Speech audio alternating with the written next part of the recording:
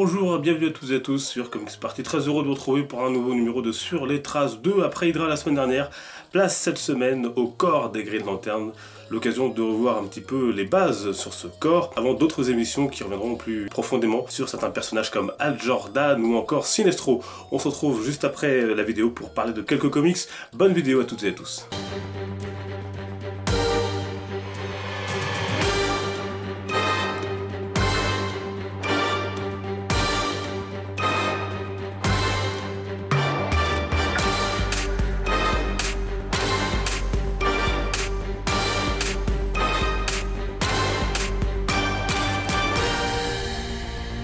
Et comme vous le savez peut-être, il existe plusieurs Lantern Corps qui tirent chacun leur énergie d'une émotion.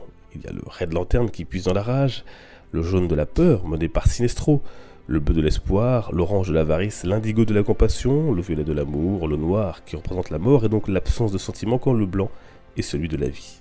Et celui dont nous allons parler aujourd'hui est le plus ancien, le Green Lantern Corps, qui puise dans la volonté de son porteur. Vieux de plusieurs millénaires, il a été créé par les gardiens pour protéger la galaxie et maintenir la paix. Parlons justement un peu de ces fameux gardiens originaires de la planète Malthus. Pour commencer, ne vous fiez pas à leur apparence, ces petits bonhommes bleus sont extrêmement puissants. Le plus connu d'entre eux est sans nul doute Ganthet. Ce petit être d'1m02 est immortel, télékinésiste, télépathe et il peut bien sûr également voler. Mais la sévérité de ces êtres et leur manque d'émotion, d'empathie, les conduiront souvent à faire de mauvais choix. Il faut dire qu'au départ, l'univers a été chamboulé par l'action d'un des leurs, Krona, un scientifique qui voulut percer le mystère de la naissance de l'univers, mais ces actions mèneront finalement à la création du multiverse et de l'univers antimatière avec l'Anti-Monitor. Avant la création du corps des Green Lantern, les gardiens ont d'abord mis au point les Manhunters, des robots sans âme qui ont fini par se retourner contre eux et contre la galaxie tout entière. Ils ont donc finalement créé le corps des Green Lantern, police intergalactique, qui veille sur les 3600 secteurs de l'univers. Chacun d'entre eux est protégé par deux gardiens. Notre bonne vieille Terre, elle, se situe dans le secteur 2814. Les Green Lantern tirent leur pouvoir de leur anneau qui puise dans leur volonté pour être activés et performants. Son seul point faible fut le jaune, et avec cet anneau qu'ils rechargent grâce à leur batterie, ils peuvent matérialiser toutes leurs pensées pour se défendre et porter assistance. D'ailleurs, il est réputé pour être l'une des armes les plus puissantes de l'univers. Parmi ses autres capacités, il permet de voler, respirer dans l'espace ou encore de traduire n'importe quel langage. Et lorsque son porteur décède, s'il n'a pas choisi de successeur avant sa mort, l'anneau se recherche un nouveau propriétaire qui deviendra alors un Green Lantern et qui suivra une formation sur la planète où vivent les gardiens Oa. Mais après cela, ils sont plutôt libres dans la façon de gérer leur mission, mais doivent tout de même rendre des comptes aux gardiens, surtout s'ils outrepassent leurs droits.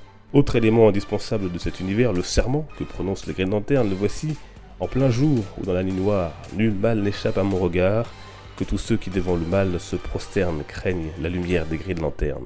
Parmi les plus connus, on retrouve bien sûr Alan Scott, le Green Lantern de l'âge d'or, Hal Jordan, assurément le plus célèbre, mais aussi Guy Gardner, John Stewart, qu'on a notamment pu voir dans le dessin animé La Ligue des Justiciers, ou encore le Green Lantern de l'âge moderne, qui est longtemps resté le seul, Kyle Rayner.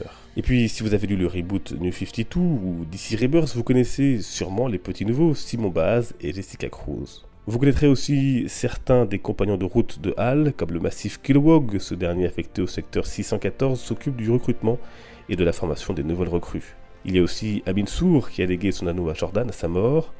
On ne peut ne pas citer bien évidemment Sinestro, originaire de Korugar, qui sera tantôt allié, tantôt grand ennemi du corps et de l'univers. Et on pourrait également évoquer le Green Lantern Mogo, qui est carrément une planète consciente et vivante.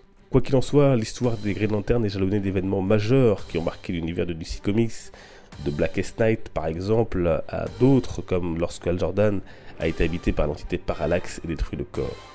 Et aujourd'hui, leurs aventures se poursuivent à travers les deux titres Rebirth. Voyons d'ailleurs justement tout de suite d'autres lectures autour de cet univers riche. Et donc pour lire du Green Lantern, je ne saurais que vous conseiller bien sûr l'intégrale des Geoff Jones présents de Green Lantern, qui sont réédités d'ailleurs par Urban Comics dans son tome numéro 2. Ça c'est à voir dans votre bibliothèque, il y aura 5 tomes en tout. Bien évidemment aussi la saga New 52, voici le tome 1 Sinestro, voilà le tome 4 par exemple. C'est du très très bon, du très très lourd, et là-dedans vous ferez notamment la connaissance donc de Simo Base bien évidemment, et puis aussi de quelques éléments dont j'ai parlé dans la vidéo. Et puis pourquoi pas un peu plus de fun avec Green Lantern versus Alien, ça c'est très sympathique, avec notamment Kyle Rayner. Voilà donc pour cette émission que je dédie aux plus grands fans de l'univers des Green Lantern que le secteur 2814 est connu, Tohubahu bien sûr, sur Twitter. On se retrouve nous très prochainement, puisque bonne nouvelle, il y aura plus de vidéos pendant les vacances. D'ici là, portez-vous bien, merci de votre fidélité, les réseaux sociaux pour se retrouver.